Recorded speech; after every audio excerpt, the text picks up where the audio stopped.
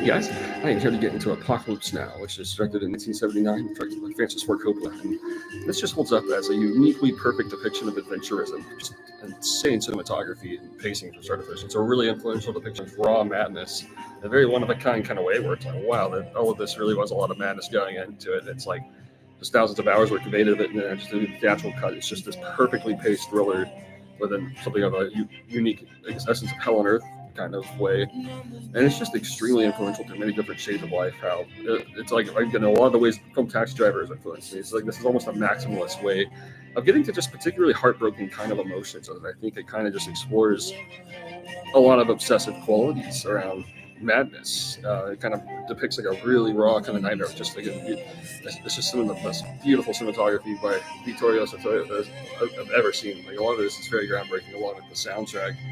Um, Kind of seems like it's a big influence on a lot of the history revisional revenge projects by Quentin Tarantino, and in a lot of ways, you just get all these kind of spiritual shades of balance between Martin Sheen and Marlon Brando's. It seems like Sheen's going through like three different dimensions of hell before getting to this island, because it's like he kind of meets Brando and like understands this depth of madness that's being faced. And it's a kind of a tie for me at this point, whether this or a conversation. It's my all-time favorite Coppola. Right now, I'm on the conversation, but Apocalypse Now, it's just a perfect depiction of madness, which is also very influential towards a lot of Werner Herzog, particularly Fitzcarraldo, which is like a more optimistic way of looking at a lot of this intense depths of nihilism.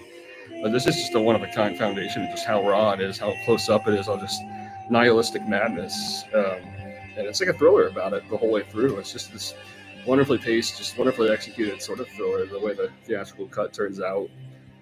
Um, I'll say all the director's cuts I've seen kind of, it honestly does seem a little more rambly, like quite a bit rambly by contrast. I think it really is the theatrical cut that's the essential one, as a timeless, just masterpiece of a thriller, really.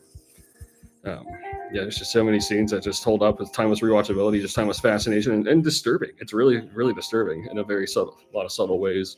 So I feel like it just kind of hones in on just innermost depths of madness. And this is just a one of a kind wonder about just kind of like meeting madness and then understanding it by way of like mystique value held towards another person who's been through all these same depths.